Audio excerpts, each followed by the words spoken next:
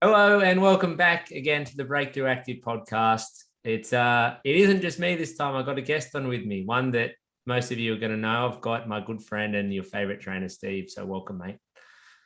Hey, mate. Thanks for having me on. What a pleasure. Long time no speak in the podcast world.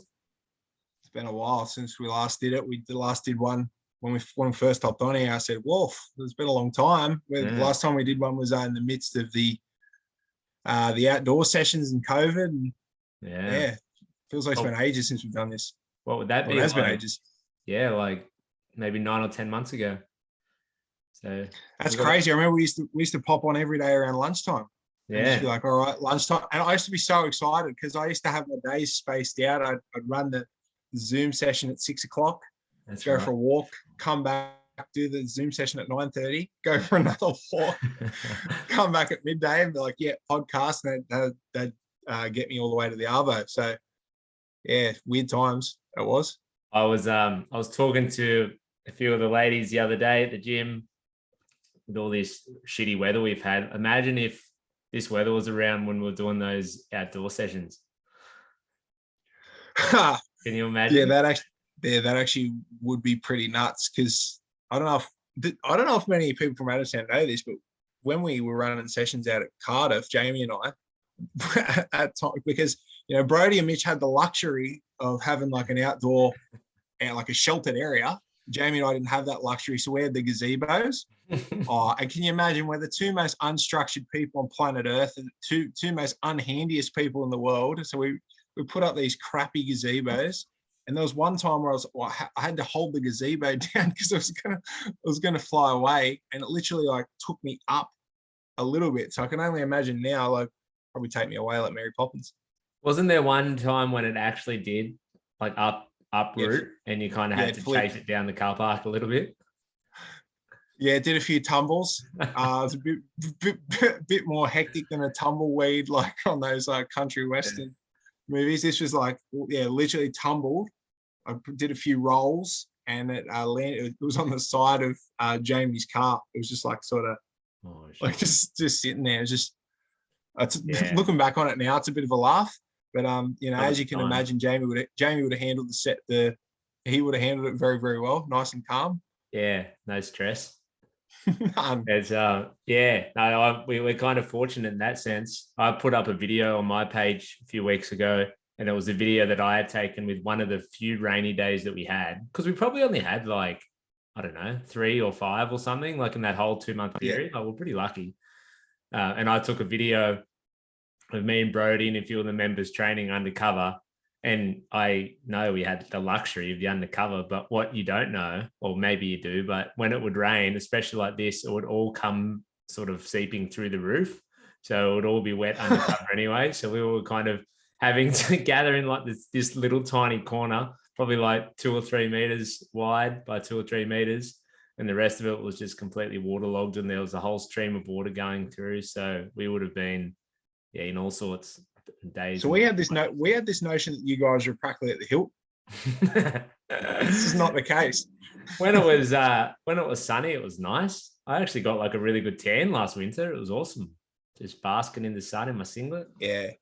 I can remember like it was being out for that long. I remember I don't know if you and Brady were the same, but by day's end, like being out in the sun that long, we felt fried by the end of it. We were just so cooked. Literally cooked. But it takes your energy too, like just being out in the sunshine. Like it was good when it was sort of cooler in the morning, the sun would come through, but it took it out of you. The long days in the sun. They're massive days. It's funny looking back on them now. Like, I was actually talking about it the other day. I was thinking like we've been through a bit like together as we've been through a bit. Like, geez, we've been through some last couple of years. Yeah, made it through. This is nothing. Made it through. A few floods at the moment. Holes in the wall at Adamstown. It's nothing. We got There's nothing we can't get over. So for today, mate, and for future podcasts that me and you do, I just kind of want to talk about just anything relevant, just shooting the shit, really. Bit of fitness stuff, bit of stuff happening in social media, a bit of stuff happening in the sporting world, anything else that may tickle our fancy. But wanted to ask you what your thoughts on Nick Kyrgios are. There's a bit happening with him at the moment at Wimbledon. What are your thoughts, mate? Unfortunately, so with Wimbledon, it's obviously on a little bit too late for us. Starting at 10:30 at night, whatever, or 9 o'clock at night. So I haven't watched any like matches, but I've been keeping up to date with what's been going on and watching YouTube clips and that sort of jazz. Don't really love the fact that he's spitting on the grass. Like, I mean, like, it's meant to be like, it's called, like out at the Australian Open, whenever it's like men's singles quarterfinal. Well, Wimbledon's the gentleman's singles quarterfinal. So, they obviously want you to be a little bit gentlemanly. And I don't really think spitting on the grass is genuinely. But at the same time, I'm going into bat for Nick, because I find him like, there's parts of him that I think, shit, mate, rein this in. But at the same time, I like the fact that he's entertaining. I think he knows. I think he plays on that too. Like, for sure. I think he's got an attitude. Like, I think he's, that type of sort of argumentative, someone who doesn't mind a bit of confrontation, obviously. But he plays on it too. And I think that's part of what his aim is. Because, to be honest, if he was, the other Aussie guy who I think he just Alex Demeanor. Yeah, like he's a good player and everything. Is it Demeanor? Yeah, Demeanor. Demeanor or something. I don't know how to pronounce it, but he's a good player. But you don't really hear much on him because he's just plays his tennis and that's kind of it, which is good. There's nothing wrong with that. But you hear about Kyrgios like every other day, even when he's just playing like random tournaments in Europe or in America or wherever. Like, there's always something happening with him. He goes off at a line judge, says something to Ben Stiller in the crowd. I remember that was like a few months ago. Has a go at the umpire or says something about his opponent or, whatever. So that he's not short on controversy. But I'm sure you saw it the other day. I think it was the third round. And he wore his red Jordans as the shoes. And at Wimbledon, like, it's specified that you wear white, everything. And he wore his red Jordans and I think he had a red Jordan hat on as well. Yeah, that was to the presser. He wore that red. Okay. So he didn't wear that on. But he wore the red Jordans to play. Yeah. I'm pretty sure. Yeah. And then they asked him, the journos were asking him, like, why do you wear your red Jordans when it's specified you wear white? He just said, "Oh, I do what I want." So he definitely, like, he's not an idiot. Like, he definitely knows. Because, like, I don't think somebody can be so, he can go from 1 minute like being all cool and calm, be like, oh, I'm going to really straighten my ways, and then next minute being the wildest man in the world. Yeah. What about how he just walked into the press conference the other day eating sushi? Did you see that? No, I didn't see that. First time ever. I thought it was Sushi Train. It was the Wimbledon press conference. And he's just sitting there just like eating his sushi. Hanging away. I think as well, another thing about Nick Kyrgios is, and he said in the past, like, he doesn't love tennis like that much. He doesn't really care for tennis that much. But this is going a little bit deep. But I sort of think, I don't know if he actually truly backs himself. Because, like, I think if he could truly back himself, he could have done way more than, like, what he's done already. And I just think as well, like, it's very easy to, if you lose or you don't amount to your potential, it's very easy to say, oh, I didn't really try, or I didn't really give a shit, or I didn't really love it. It's sort of like an easy way out a bit. I sort of think at the same time, I think, like, I do think deep down he wants to have a legacy in the sport. So I think in a warped way, I think he's like, well, you know what? I'm just going to do this instead. I'm just going to bring more eyes to the sport and have like the Happy Gilmore style, like, version of like tennis, where like he probably just thought, I probably won't win a Grand Slam. So what can I do? So when I leave the sport, people will remember me. Because there's one thing is, when he leaves, whether you like him or not, you'll sort of miss his antics, I reckon. Yeah. And that's what I said before, like that other fella, Domino, and like we got other good players like Kokkinakis and a few other young guys, and they're arguably, like, at times better players than him, but you just don't talk about them. You don't hear as much about them because there's just not as much entertainment that comes with it, whether it be good or bad. even the way he does like his underarm serves and he does like his Yeah. shots between the legs and he a bit like Happy Gilmore, like he does have that massive first serve, like Happy Gilmore has the big drive. So he can just turn it on. Like, and he is a great player, like when Great player. when he's in that right mindset. Did you hear this morning or last night that he's up for assault with his ex-girlfriend? Yeah. Yeah, I remember that. Yeah, I remember that being crazy. in the media a little while ago. And then like literally it came out this morning that he has to face court in like a month or something. And he got told like when he was just practicing like on the court. So because I'm thinking about cutting his quarterfinal game. They were gonna cut it. Like they wanted him like there's been calls like for his quarterfinal match to be like suspended and the person he's playing to go straight through the semifinals now. Really? I think he's just too far deep into the tournament. I think just let him play regardless. Yeah. Well, it's just allegations at this point, as far as I know. Yeah, and for the most part, like you can't trust everything that you hear either, because you also think like people want to cash in on certain people. So it's just like, oh, okay, like, you know, whilst Nick Kyrgios is a name and everyone's talking about him, he's got all this money and stuff. Yeah, well, I might cash in. So there's those situations as well. So I just don't believe everything. Everything that I read. Obviously, if it's all true, then there's an argument that he shouldn't be playing. But yeah, until he gets proven or whatever happens, it's hard to comment. But yeah, it would be interesting just to see his next match, which I think is tonight, maybe. Yeah. But yeah, I haven't watched a point because of just the time thing. I normally catch up the next day. Djokovic went through. He was down 2-0 and then won the next. 5-setter. Yeah, so he's through the semis. So I'm not sure if he's on. I think it might be Nadal and Kyrgios on the same side of the draw. Yeah. So if Kyrgios wins and then Nadal wins his quarter final, then they're playing off in the semis, and they got a bit of history too, which would be cool. Yeah, because Kyrgios beat him in like 2014 when he was like really young. He was like 19 or something. Yeah. So he beat him there. But what I've got to say, whilst we're on the topic of Nick Kyrgios, I don't know if you've heard this, but the amount of times people say that I'm a dead ringer for Nick Kyrgios, it's killing me. Seriously, there's people. I'm not like I know I don't over exaggerate things too much, but there's people in the street.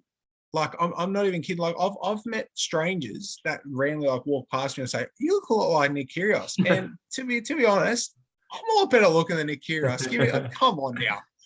I get it. Now that I'm looking at you on Zoom, mate, you look like you got a bit of a fresh haircut, and he's got a very similar sort of haircut, same skin complexion, tattoos. Yeah. So I get it. Yeah, I've never thought of it. Now that you mention it, you have a lot of the same features, but it's the same features. Yeah, you're a bit of a cocky asshole like him too. That is definitely true, and just don't get it twisted. Prettier face than Nick Kyrgios, please. It's it's all happening in the tennis world, and then Origin where I got Game 3 upcoming. I put in my tips last night actually, and I was really deliberating on who I was going to pick for the Blues Maroons game, because the first game Shark Storm. No, that's a good game. Yeah. First game I chose. I've got both of them wrong, but I flipped. So first game I chose New South Wales, and they lost. And the second game I chose Maroons, and they lost. So I'm pretty much as good as. Did you tip the Maroons? Well, I don't want to tell you, but so because we're all part of the Super Comp. That's right. Yeah, and that's fair. I'm useless, mate. My tips are about as good as air conditioning on a motorbike at the moment. I got nothing. No good. So I took my Joker last round. I saw that. I tipped 5 out of 8, and I was disgusted at myself because 5 out of 8 in a Joker round, not good. Yeah. You want 6+. Yeah. It wasn't a good start tipping the Storm Thursday night, and they got beat. I was just like, oh, that's a bad start. Did you pick the Raiders? Yep. Yeah. Picked Canberra, and I picked Parramatta. Yeah. I picked I got 6. I picked the Dragons, and I was like cheering at the end when they didn't call a penalty in front of the. I was fuming. Yeah. They should have had us both on goggle box at the same time. You're just doing these ones, and I'm just going. Yeah. Just Yelling throwing at the shit. screen. But no, Origin 3 will be good. Who do you think will win? I mean, regardless of who you tipped, but who do you think's got it in the bag? I think the Blues, mate. Yeah. I think the Blues will do it. I think whilst Morane's got a good side, but I just trust Nathan Cleary, to be honest with you. I just think whilst any team he's in, I'm just gonna trust to no end, because I think like he very similar. Like he's obviously got probably better players around him now at Penrith than Joey did at Newcastle. But I feel like he's got a bit of the Joey-esque vibes about him, where he just makes players around him better, and he just like everything sort of slows down for him.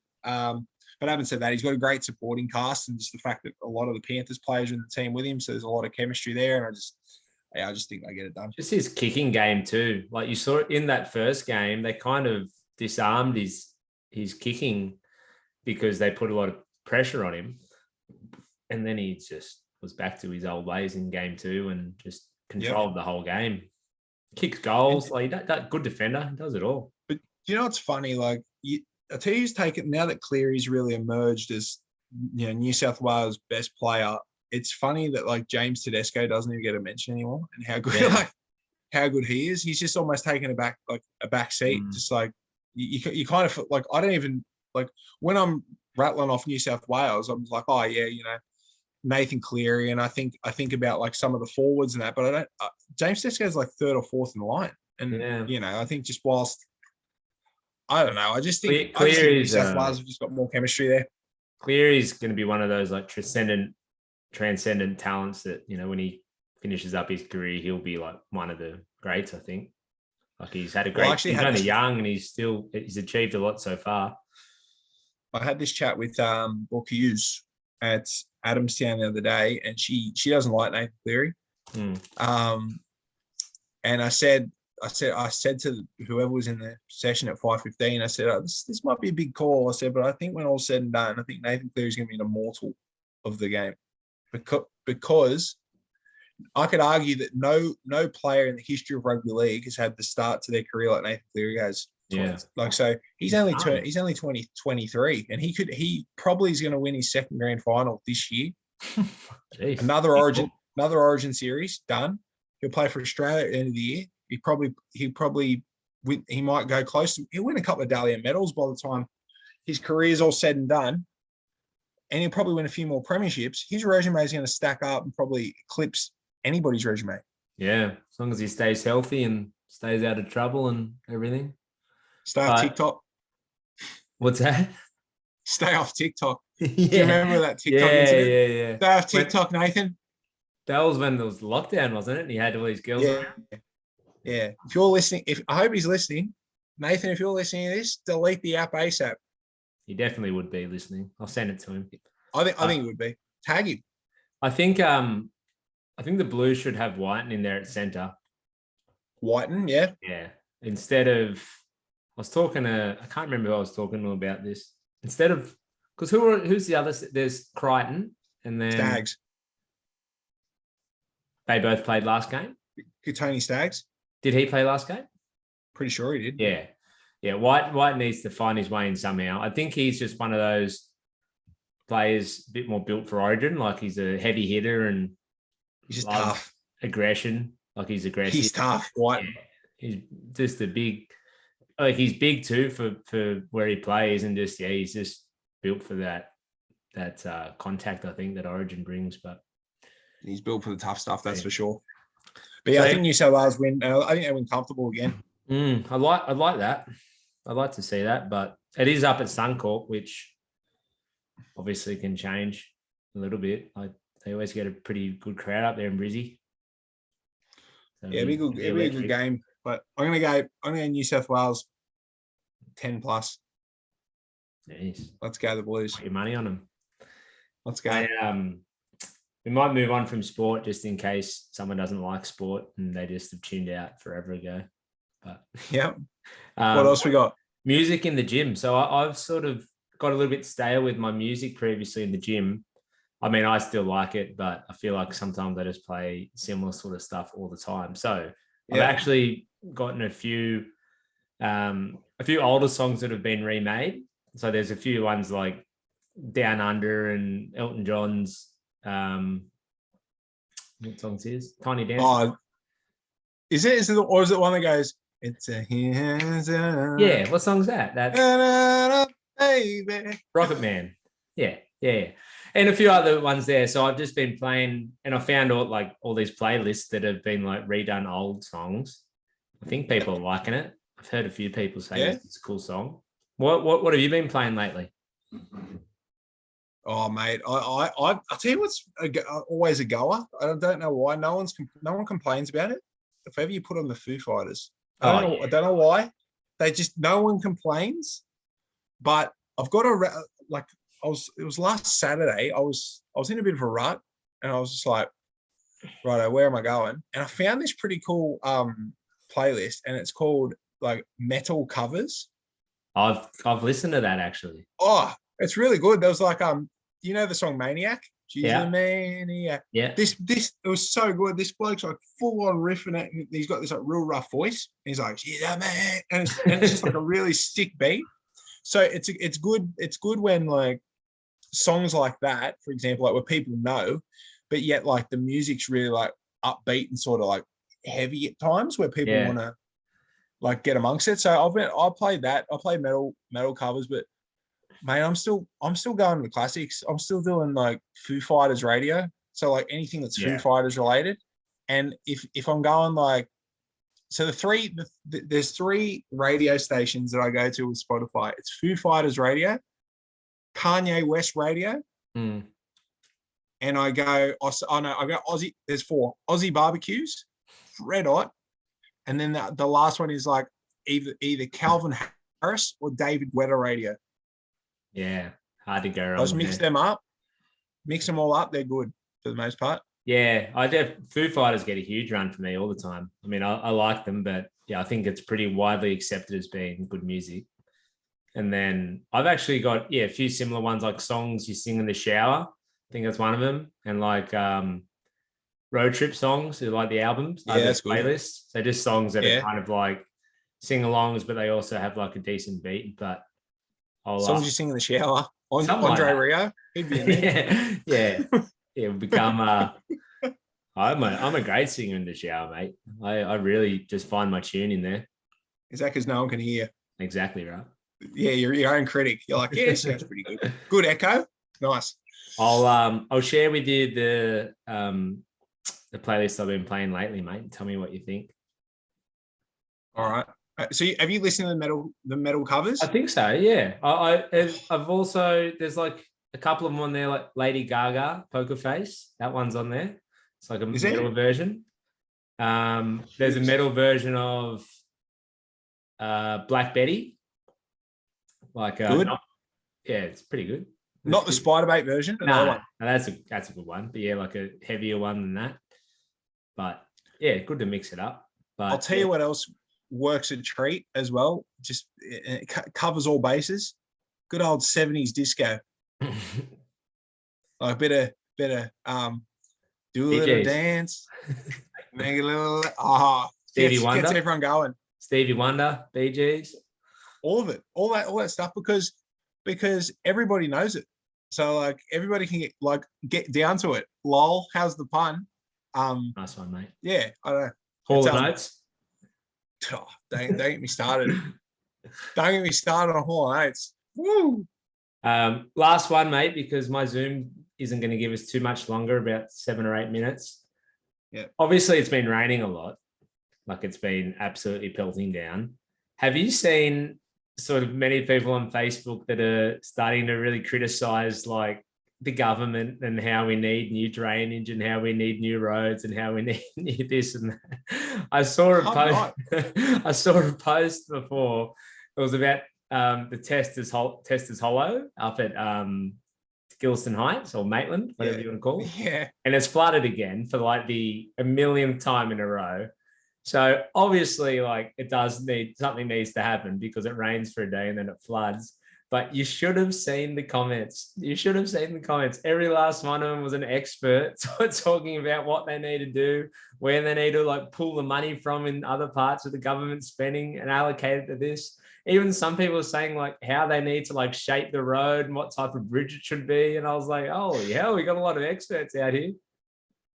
So we're in the world of social media, mate. Everyone's an expert on everything. Yeah. You see it with the Origin and stuff too, when people are picking their team and saying who should be playing what and who needs to go. But it's the same as like the big one for me, like in that regard, is like most people know that are listening to this know that I'm a UFC fan, and it's like, so and so will fight a certain way, and then they'll get on, like someone will get on a comment and they'll say, oh, you should have really slipped the jab a bit more, and he should have used the jab here, and he should have like used his footwork a bit better, and this is Kevin from the pub, like like this is Kevin from the pub saying that, like don't be telling him how to fight. But yeah, the social media world, just everybody's an expert at everything, and everyone's got an opinion about something. Armchair critics. I don't love the armchair critic. I just think like, the government will do what they want at the end of the day. My dad's found Facebook in the last few years. For the first 62 years of his life, he didn't know how to turn on his iPhone, barely. And now he's an avid Facebooker. And I'll be scrolling my feed, just checking out things, having a bit of a look through. All of a sudden, I'll see some random post about the Labor government, and Chris Doan will be commenting below saying what a joke it is and what needs to happen. You know what's going to happen in a couple of years? It'll say Chris Doan, MP. Yeah.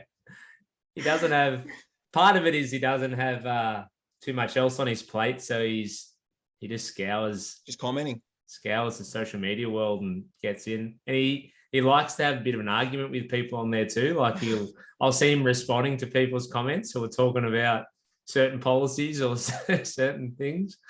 Chris Doan's getting in there with a bit of his own opinion, telling him what he thinks. Would you, if your dad like decided to like run for mayor, which he probably will in a couple of years' time. Definitely, yeah. If he decides to run for mayor, do you think he'd make a good mayor of like Newcastle, Chris Doan? I wouldn't vote for him. Wouldn't vote for him? Wouldn't give him the satisfaction. Otherwise, he'd be just going nuts on like even more nuts on Facebook with the MP next to it. Don't give him the MP, people. Whatever you do. He doesn't really know how to use it too much either. Like I think when he sees like someone comment on something, he thinks that they've like made a status or that they've made the post. So like, let's say it's an article about the drainage system at Wallsend and someone comments on that. I think he almost thinks that the person who commented on that has put the article out. Like he just doesn't really, I don't think he fully understands how the feed works. Yeah. So it's like the classic. Now, like if anyone's watching this, you'll understand. It's like the classic thing when like people are on FaceTime, like the 7-year-olds are like, can you see me? Yeah. Yeah, good. Or they're looking like real close. It's like, yeah, hey. Yeah. That's right. Dad, if you're watching this, he also texts like this. Yeah, that's the classic. Nice. Looking back. Does he have glasses? Yeah, just for reading, not all the time. Has glasses. Does he sit him on the bridge of his nose when he's doing this as well? Yeah, that's the classic look. That's the 60+ text look. This isn't just a podcast to rip on Chris Doan.